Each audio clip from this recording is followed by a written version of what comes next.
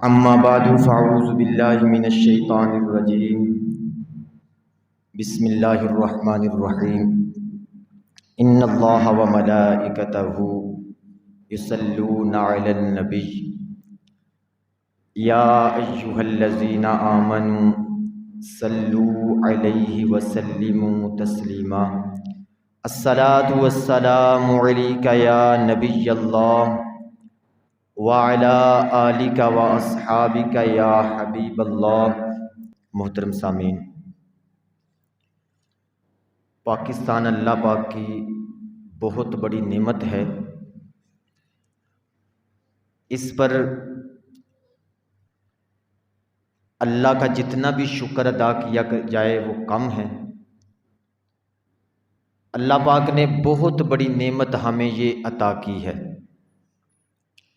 وگرنہ ہم غلام تھے، غلامی میں جکڑے ہوئے تھے، محکوم تھے، ظلم و ستم ہوتے تھے، مسلمانوں پر مذاق اڑایا جاتا تھا، اسلام کا مذاق اڑایا جاتا تھا۔ اللہ رب العزت نے ہمیں یہ پاکستان عطا کیا، یہ اس کی بہت بڑی نعمت ہے۔ اور پھر یہ یاد رکھیں کہ اسلام کے نا اپنے اصول ہیں، اپنے طریقہ کار ہیں، اپنا ایک نظام ہے اسلام کا، اپنے رسم و رواج ہیں۔ کسی دوسرے مذہب کے رسم و رواج کو لینا یہ اسلام پسند نہیں کرتا، دوسرے مذہب کے طور طریقوں کو اپنانا اس کو اسلام پسند نہیں کرتا، کیونکہ اسلام کی ہر چیز اپنی ہے، قوانین اپنے ہیں، حکومتی نظام اسلام کا اپنا ہے، رسم و رواج، طور طریقے، یہ سارے اسلام کے اپنے ہیں۔ کسی دوسرے مذہب کے طور طریقوں کو اپنانا اس کو اسلام نے پسند نہیں کیا۔ مثال کے طور پر نبی کریم صلی اللہ تعالیٰ علیہ وسلم مکہ سے جب ہجرت کر کے مدینہ آئے نا، تو 10 محرم والے دن یہودیوں نے روزہ رکھا ہوا تھا۔ نبی کریم صلی اللہ تعالیٰ علیہ وسلم نے ان سے پوچھا کہ آپ نے روزہ کیوں رکھا ہے؟ انہوں نے کہا کہ 10 محرم کو نا موسیٰ علیہ السلام کی قوم کو فرعون سے نجات ملی تھی، تو اس وقت وہ شکرانے میں روزہ رکھتے تھے، اور ہم بھی اسی طریقے پہ عمل کرتے ہیں، 10 محرم کو روزہ رکھتے ہیں۔ تو نبی کریم صلی اللہ تعالیٰ علیہ وسلم نے فرمایا آپ سے زیادہ تو پھر ہمارا حق بنتا ہے کہ ہم اس دن کا روزہ رکھیں۔ اور پھر نبی کریم صلی اللہ علیہ وسلم نے نا اس سال 10 محرم کا روزہ رکھا، صرف 10 محرم کا۔ اور نبی کریم صلی اللہ علیہ وسلم نے فرمایا کہ آئندہ سال اگر میری زندگی رہی نا تو میں ان کی مخالفت کروں گا، یہودیوں کی، ان کے اس طریقے کی مخالفت کروں گا۔ کس طرح؟ میں 9 اور 10 کا روزہ رکھوں گا، یہ صرف 10 کا رکھتے ہیں، ہم ان کی مخالفت کر کے 9 اور 10 2 روزے رکھیں گے۔ اور پھر نبی کریم صلی اللہ علیہ وسلم نے یہ بھی فرمایا کہ 9 اور 10 کا روزہ رکھیں تاکہ یہودیوں کی مخالفت ہو جائے۔ اب اسلام نے نا ہر کام میں دوسرے مذہبوں کی مخالفت کا ہی حکم دیا ہے، کیونکہ ہر نظام اپنا ہے، ہر چیز اپنی ہے۔ ہم کیوں کسی کے طریقے پر جائیں؟ ہم کیوں کسی کے نظام کو اپنائیں؟ ہم کیوں کسی کے طور طریقے پر چلیں؟ اسی طرح مسلمان بھی چاہتے تھے کہ ہمارا بھی کوئی الگ ملک ہو،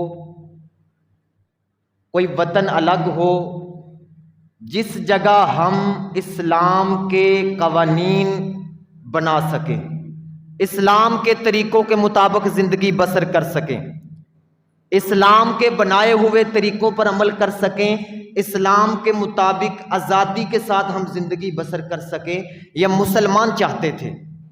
مثال کے طور پر اسلامی جو نظام ہے نا، اس کے مطابق جو چوری ہے نا، چوری اس کی سزا بھلا کیا ہے؟ والسارق والسارقۃ فاقطعوا ایدیہما، اللہ پاک نے قرآن پاک میں بیان کیا، فرمایا کہ جو چور ہے اور چورنی ہے ان کے ہاتھ کاٹے جائیں۔ یہ اسلامی قانون تھا۔ زنا کا کیا تھا کہ جو زنا کرے اگر وہ شادی شدہ ہے تو اس کو پتھر مار مار کے قتل کیا جائے، اور جو بغیر شادی شدہ زنا کرے اس کی سزا الگ تھی۔ قرآن پاک میں اس ضابطے کو بھی بیان کیا گیا، الزانیۃ والزانی فاجلدوا کل واحد منہما مئۃ جلدہ۔ یہ اسلامی قوانین تھے۔ مسلمان چاہتے تھے کہ ایک وطن ایسا ہو جس کے اندر اسلامی عدالتیں ہوں، اسلامی نظام ہو، اسلامی قوانین ہوں، اور وہاں پر ہم اسلام کے جو طور طریقے ہیں نا، جو اسلامی نظام کے مطابق ہم وہاں پر زندگی گزاریں۔ صرف نماز پڑھنے کے لیے یہ ملک نہیں بنا، صرف مدرسے بنانے کے لیے یہ ملک نہیں بنا، صرف مسجدیں بنانے کے لیے یہ ملک نہیں بنا، وگرنہ آج بھی جا کے دیکھ لیں ہندوستان میں، انڈیا میں آج بھی نمازیں ہو رہی ہیں۔ وہاں پر پاکستان سے بڑے بڑے مدرسے قائم ہیں، بڑے بڑے عالی شان۔ یورپ میں چلے جائیں، یورپ کے ممالک کے اندر نمازیں ہو رہی ہیں، وہاں پر مدرسے قائم ہیں، وہاں پر اسلام کا کام ہو رہا ہے۔ لیکن ضرورت اس بات کی تھی کہ اسلام کا قانون نافذ ہو، اسلام کے مطابق سزائیں دی جائیں، اسلام کے مطابق عدالتیں ہوں۔ یہ مقصد تھا، یہ مقصد مسلمان چاہتے تھے کہ ایسا وطن ہمیں مل جائے۔ اب اس کی ایک تاریخ ہے۔ اس برِ صغیر کے اندر 1000 سال تک مسلمانوں کی حکومت رہی، 1000 سال تک۔ پھر آہستہ آہستہ مسلمان حکمران جو تھے نا،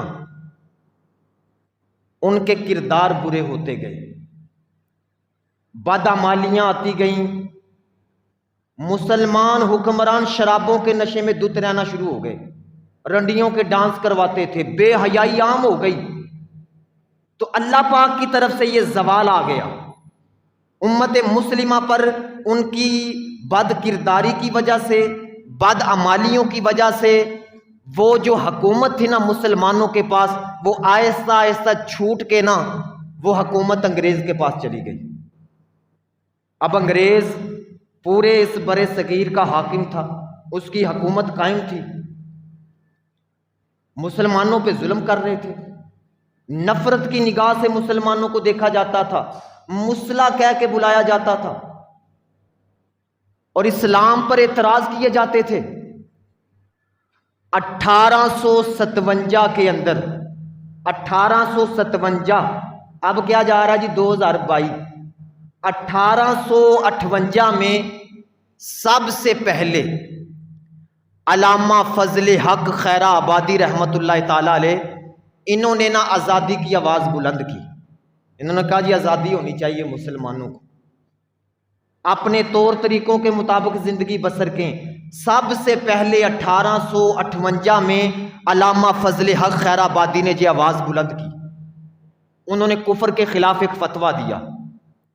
بڑے بڑے علماء کرام تھے جنہوں نے اس فتوے کی تائید کی، تصدیق کی، اور وہ بھی ان کے ساتھ کھڑے ہو گئے، علامہ فضل حق خیر آبادی کے ساتھ۔ انگریز کو پتہ چل گیا کہ یہ تحریک چل رہی ہے آزادی کی، انہوں نے نا اس تحریک کو کچل کے رکھ دیا۔ کیا کیا؟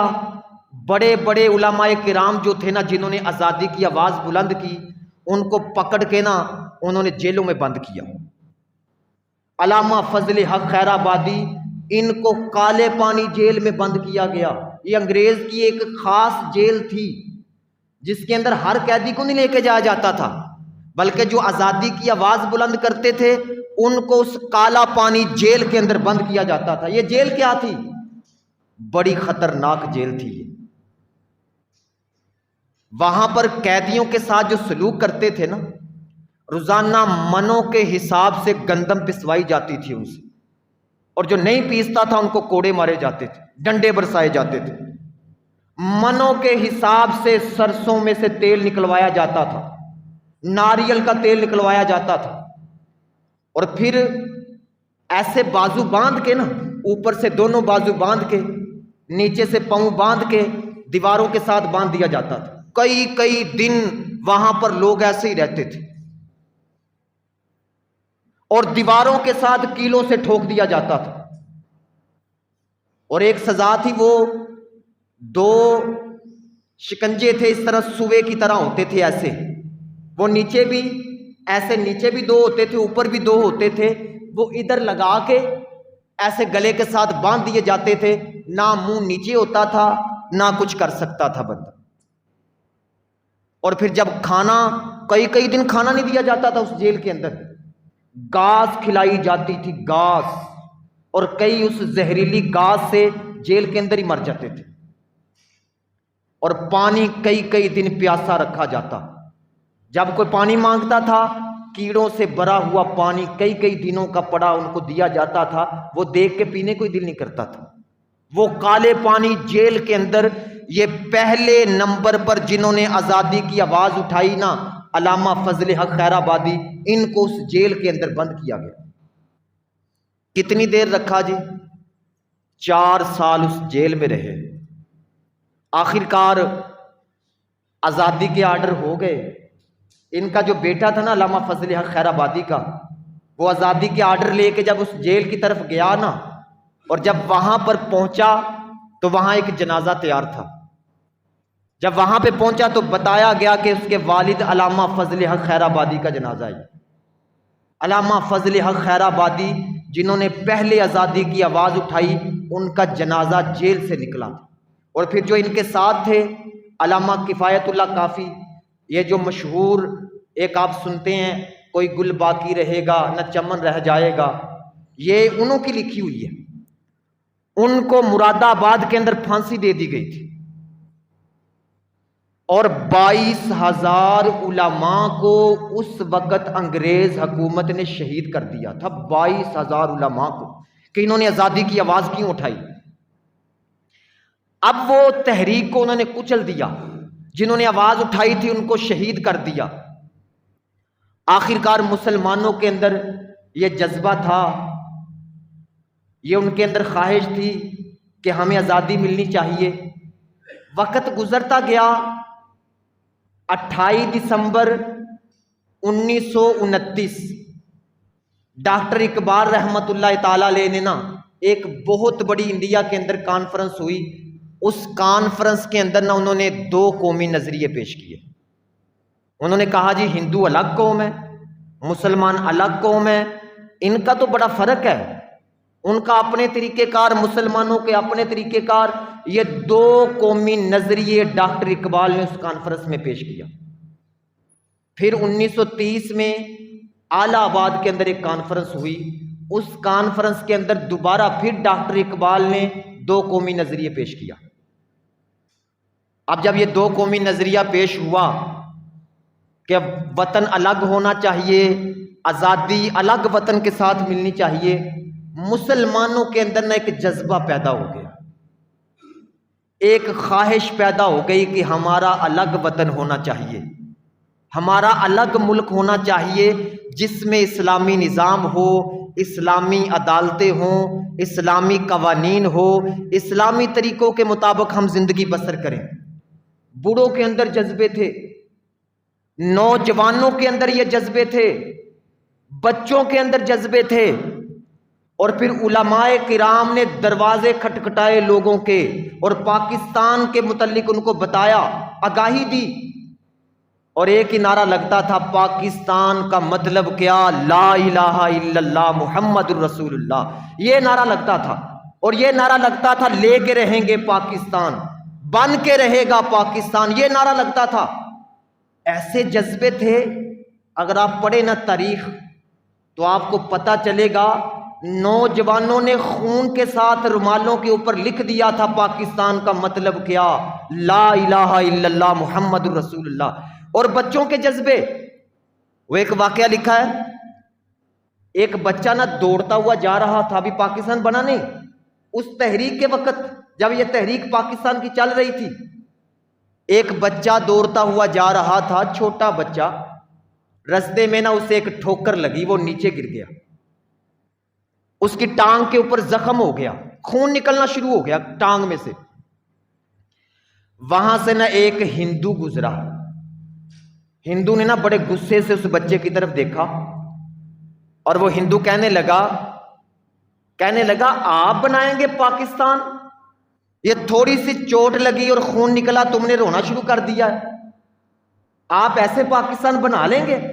اور بچے نے بڑا پیارا جواب دیا۔ بچہ کہنے لگا میں خون نکلنے کی وجہ سے نہیں رو رہا، اس چوٹ کی وجہ سے، درد کی وجہ سے نہیں رو رہا، بلکہ میں رو اس لیے رہا ہوں کہ میں نے تو یہ خون پاکستان کے لیے سنبھال کے رکھا تھا، میں نے تو یہ خون پاکستان کے لیے سنبھال کے رکھا تھا کہ یہ خون پاکستان کے لیے بہے گا، یہ پہلے ہی بہہ گیا، یہ ٹھوکر کے ساتھ ہی بہہ گیا، میں نے تو یہ خون پاکستان کے لیے سنبھال کے رکھا تھا۔ یہ جذبے تھے، یہ اس وقت لوگوں کی خواہشیں تھیں جب یہ تحریک پاکستان چل رہی تھی۔ پھر کیا ہوا جی؟ 14 اگست 1947 یہ انگریزی تاریخ تھی، اور اگر آپ دوسری طرف دیکھیں نا، اسلامی تاریخ کیا تھی؟ 27 رمضان المبارک تھا، 27 کی رات تھی رات، اور 1366 ہجری تھی۔ این جب 27ویں رات جاری تھی نا، رات کے 12 بجے تو پاکستان کا اعلان ہو گیا۔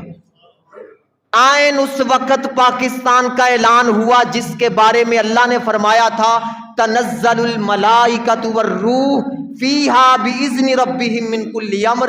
یہ رات تو فرشتوں کے نازل ہونے کی رات ہے، یہ کوئی اتفاق نہیں تھا، بلکہ اللہ نے خاص تحفہ عطا کیا مسلمانوں کو کہ یہ وطن کو اللہ نے 27ویں شب کے ساتھ جوڑا ہے، 27ویں رات کے ساتھ جوڑا ہے۔ اور پھر یہ پاکستان یقین مانے بچوں کو پتہ ہی نہیں کیسے بنا، ہمارے بیٹوں کو نہیں پتا، بڑے تو جانتے ہیں، بچوں کو نہیں پتا، آج کل کی نسلوں کو کیوں نہیں پتا؟ کیونکہ سکولوں کے اندر صرف ڈانس سکھائے گئے بس۔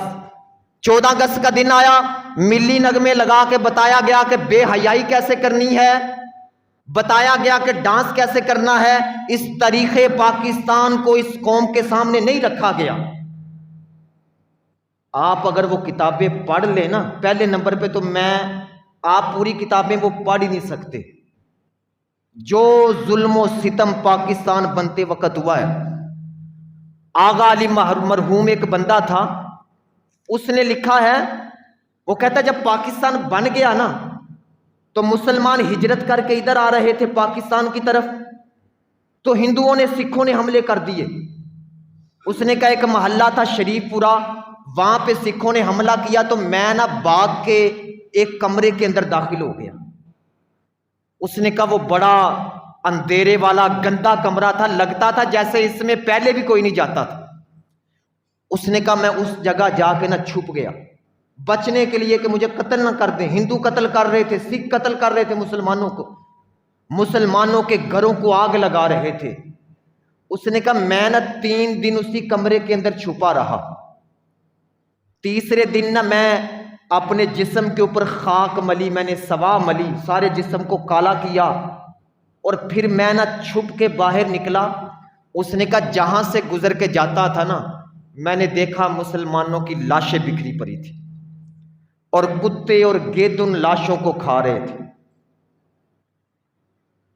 ایک بندے کے ساتھ میری ملاقات ہوئی کافی سال پہلے، اس نے خود بتایا مجھے، اس نے کہا جب یہ ہجرت ہونے لگی تھی نا، پاکستان کی طرف آ رہے تھے مسلمان، اس نے کہا میں نا اپنے خاندان سے جدا ہو گیا، میرا خاندان جدا ہو گیا مجھ سے، میں الگ ہو گیا، پتہ نہیں لگا وہ کہاں چلے گئے۔ اس نے کہا میں نے نا اکیلے ہی پاکستان کی طرف سفر شروع کیا، دن کے وقت سفر کرتا تھا اور رات کو فصلوں کے اندر چھپ جاتا تھا، رات کو سفر دن کو چھپ جاتا تھا. اس نے کہا سفر کرتے کرتے نا آگے نا دریائے ستلج آ گیا, دریائے ستلج. اس نے کہا پیچھے جاتا تو ڈر تھا کہیں قتل ہی نہ کر دیں, اور آگے پانی, کوئی پل نہیں دریا کراس کرنے کے لیے. اس نے کہا ایک لکڑی مجھے ملی, بہت بڑی لکڑی, میں نے وہ لکڑی پکڑ کے نا دریا میں چھلانگ لگا دی کہ پار کر کے جاتا ہوں. اس نے کہا جب دریا کے اندر میں گیا نا تو میں نے دیکھا وہ دریا لاشوں سے بھرا پڑا تھا, مردوں کی, عورتوں کی. ایسے بن گیا پاکستان, ایسے مل گیا پاکستان ہمیں. یہ تاریخ تھی پاکستان کی. اپنے بچوں کو یہ تاریخ بتائیں, اپنے گھروں میں یہ تاریخ بتائیں, ان کو بتائیں جو اس 14 اگست والے دن سارا دن بے حیائی کے اندر گزارتے ہیں کہ پاکستان ایسے نہیں بنا. اسی ہمارے محلے کا ایک بندہ, اس نے مجھے خود بتایا, اس نے کہا میرے باپ کے منہ پہ برچھا لگا تھا, منہ سارا پھٹ گیا تھا میرے باپ کا. اور پھر ایک واقعہ اور میں نے پڑھا ہے کہ مسلمان مرد اور عورتیں جب آئے نا ہجرت کر کے جا رہے تھے, ایک عورت کے پاس نا ایک بچہ تھا, چھوٹا بچہ. اب وہ بچہ روتا تھا, آواز اس کی دور جاتی تھی. وہ ساتھ والوں نے کہا, انہوں نے کہا جی اس بچے کا کوئی حل کرو, وگرنہ ان کو پتہ چل گیا نا کافروں کو, وہ ہم سب کو قتل کر دیں گے آگے, اس بچے کا کوئی حل کرو. لکھا ہے کہ اس ماں نے نا اپنے ہاتھوں سے ادھر انگوٹھا رکھ کے بچے کا گلا دبایا اپنی زندگیاں بچانے کے لیے.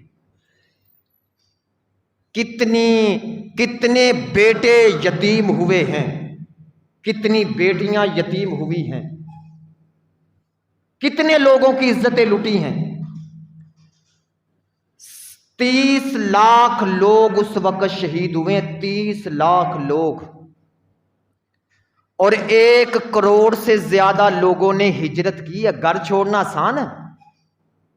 اپنا گھر بار چھوڑنا آسان کام ہے؟ 1 کروڑ سے زائد. سب سے بڑی ہجرت یہ ہوئی ہے حضرت آدم علیہ السلام سے لے کے آج تک, سب سے بڑی ہجرت پاکستان بنتے وقت یہ ہوئی ہے. 1 کروڑ سے زیادہ لوگوں نے اپنے گھر چھوڑے, اور بڑی بیٹیوں نے اپنی عزتیں بچانے کے لیے کنووں کے اندر چھلانگیں لگائیں, دریاؤں کے اندر چھلانگیں لگا دی. یہ پاکستان کی طرف جتنے رستے آتے تھے نا, کوئی کنواں خالی نہیں تھا لاشوں سے, سارے لاشوں سے بھرے ہوئے تھے. یہ تاریخ تھی پاکستان کی. اتنے خون کے اوپر پاکستان بنا. اور پھر 27 کو پاکستان بنا, اس کے 3 دن بعد عید آ گئی, عید الفطر. ہندوستان سے جو پہلا تحفہ انہوں نے کہہ کے بھیجا نا یہ ہماری طرف سے پاکستان کو تحفہ ہے, وہ بھلا کیا بھیجا تھا؟ ایک ٹرین آئی تھی جو لاشوں سے بھری ہوئی تھی, جس کے اندر عورتوں کی, بچوں کی, بڑوں کی لاشوں سے بھری ہوئی تھی. وہ لکھا ہے, بتانے والے بتاتے ہیں کہ بدبو دور سے آ رہی تھی, اس ٹرین کے قریب نہیں جایا جاتا تھا. یہ انہوں نے بھیجا اس ڈرائیور کو کہہ کہ یہ بتانا یہ ہماری طرف سے تحفہ ہے آپ کو.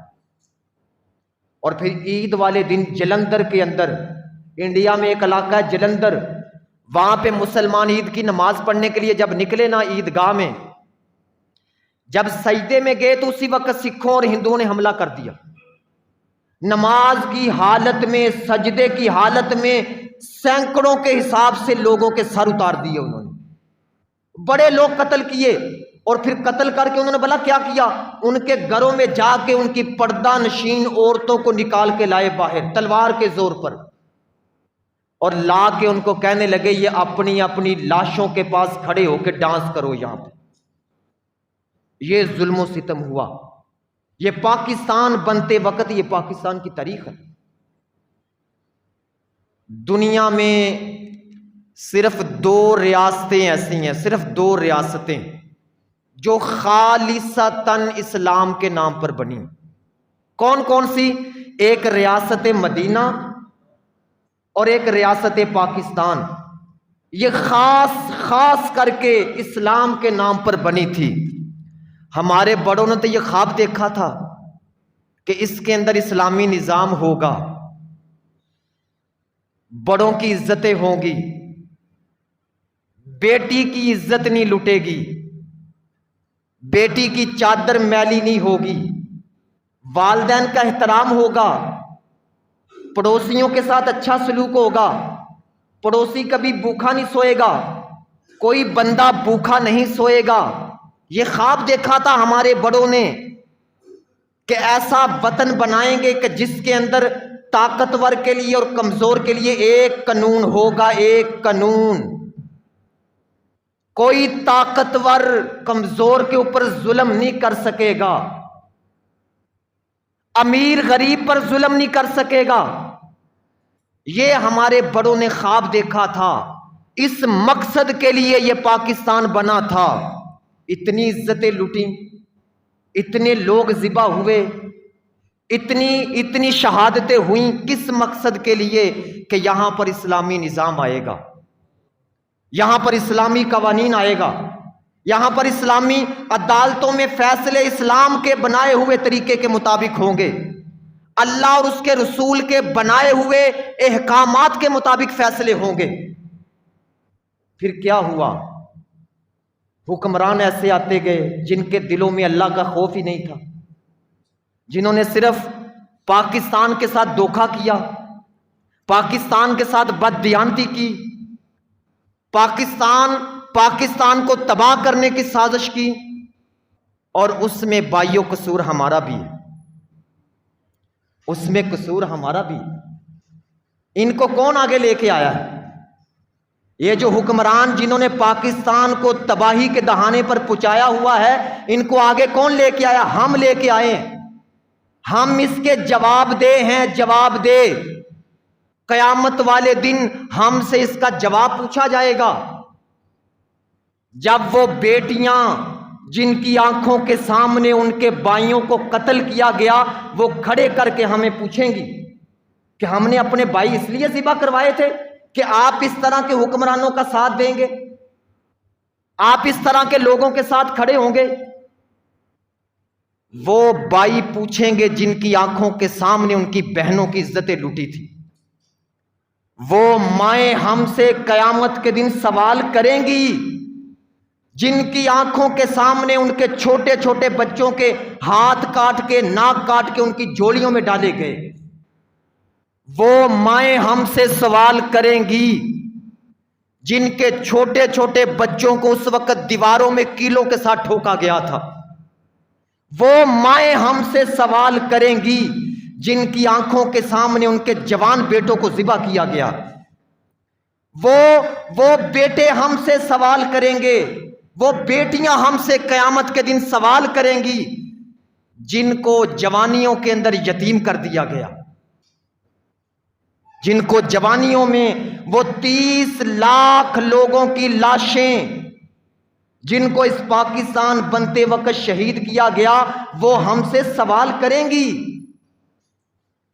1 کروڑ لوگ جنہوں نے اپنا گھر بار چھوڑا، وہ قیامت کے دن ہم سے سوال کریں گے کہ بتاؤ ہم نے پاکستان کے لیے اس لیے خون دیا تھا کہ تم کرپٹ حکمرانوں کے ساتھ کھڑے ہو گئے جن کے دلوں میں اللہ کا خوف نہیں تھا۔ بھئی دیکھیں نا، یہ ووٹ ایسی مقدس چیز ہے جس کے لیے امام حسین نے سر کٹا دیا لیکن ظالم کو ووٹ نہیں دیا، رنڈیوں کا ڈانس کروانے والے کو ووٹ نہیں دیا، بے حیائی پھیلانے والے کو ووٹ نہیں دیا۔ ووٹ، اس کی اہمیت کو سمجھیں بھائی، عام ہے ووٹ ہمارے نزدیک۔ ہم نے کیا کیا؟ نالیوں کے اوپر ووٹ دے دیے، ہماری نالی پکی کر دو جی ووٹ، ہماری سڑک پکی کر دو جی ووٹ، ہماری گلی میں سولنگ لگا دو جی ووٹ۔ ہم نے اتنی مقدس چیز جس کو نالیوں کے اوپر دے دیا، اتنی مقدس چیز جس کو ہم نے سڑکوں کے اوپر دے دیا، اپنا چھوٹا سا کام نکلوانے کے لیے اتنی مقدس چیز دے دی۔ وہ مقدس چیز ہے ووٹ۔ امام حسین نے کہا سر کٹ سکتا ہے لیکن ظالم کے آگے جھک نہیں سکتا۔ میرا سر کٹ سکتا ہے، اسلام کی حدوں توڑنے والے کو میرا ووٹ نہیں جا سکتا، اس کے ہاتھوں میں میرا ہاتھ نہیں جا سکتا، سر کٹوا دیا۔ ہمیں پتہ ہے کون کیا کر رہا ہے، سارا پتہ ہے، میں نام نہیں لوں گا کسی کا، سب کو پتہ ہے کہ کون کیا کر رہا ہے، کون اس ملک کے اندر بے حیائی پھیلا رہا ہے، کون اس ملک کے اندر اسلام کی حدوں کو توڑ رہا ہے، ہم کو پتہ ہے۔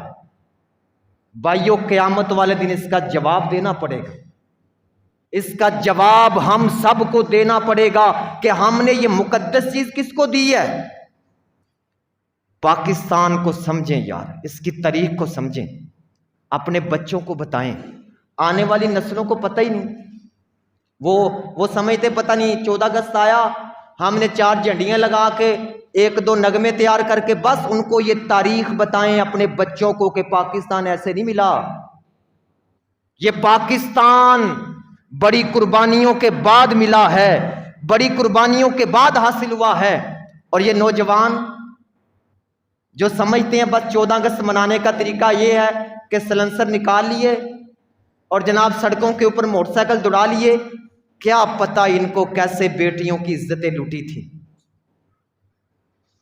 اس قوم کے جوان کو کیا پتہ کہ کیسے عورتوں کی پامالی کی گئی تھی، کیسے ہماری ماؤں نے بہنوں نے اس وطن کے لیے خون دیا تھا، اور یہ نوجوان سلنسر نکالے اور کبھی ادھر دوڑ رہے۔ کیا پتا ان سکول والوں کو کہ پاکستان کیسے بنا تھا۔ 4 ملی نغمے اور لڑکیوں کو لڑکوں کو بے حیائی پہ لگا کے یہ 14 اگست منانے کا طریقہ ہے۔ 14 اگست اس طرح منائیں کہ آج کے بعد کوئی جھوٹ نہیں بولے گا، اس طرح منائیں کہ آج کے بعد کوئی جھوٹ نہیں بولے گا، کوئی کسی کو دھوکہ نہیں دے گا، کسی سے برا سلوک نہیں کریں گے، والدین کا احترام کریں گے، والدین کا ادب و احترام کریں گے، پڑوسیوں کے ساتھ اچھا سلوک کریں گے۔ اس طرح 14 اگست منائیں، اپنی بیویوں کو عزت دیں گے، بڑوں کو عزتیں دیں گے، ایک دوسرے کا ادب و احترام کریں گے، رشتہ داروں سے اچھا سلوک کریں گے، اس طریقے سے 14 اگست منائیں۔ یہ ہے 14 اگست منانے کا طریقہ کار۔ اپنے دلوں سے بغض نکالیں۔ یہ جو بات پہ قتل و غارت ہو رہی ہے، اس لیے نہیں پاکستان بنا تھا کہ چھوٹی سی بات پہ بندہ قتل ہو گیا۔ اتنے بغض ہمارے دلوں کے اندر، یہ بغضوں کو ختم کرنے کے لیے پاکستان بنا تھا۔ اور پھر جشن آزادی بھائی اس طریقے سے منائیں کہ جب 14 اگست آتا ہے نا، اپنے گھروں میں اہتمام کیا کریں، شہداء کو اصالِ ثواب کا تحفہ پیش کرنے کے لیے درود پاک پڑھیں، قرآن خوانی کرائیں، سب بچوں کو جمع کریں گھروں میں، ان کو کہ جی قرآن پڑھیں، ساتھ ان کو تاریخ پاکستان بتائیں۔ یہ آنے والے اب جو چلے گئے بڑے تو جا رہے ہیں، اب آنے والے وقت میں ان نوجوانوں کے ہاتھ میں ملک کی باغ دوڑ ہے نا ساری، ان کو ہی نہیں پتا تاریخ کیا ہے، پاکستان کیسے بنا ہے۔ اپنی نسل کو بتائیں کہ پاکستان ہم نے کس طرح حاصل کیا ہے۔ اللہ رب العزت کی بارگاہ میں دعا ہے، اللہ پاک کی بارگاہ میں دعا، جس طرح ہمیں یہ آزادی عطا کی، اسی طرح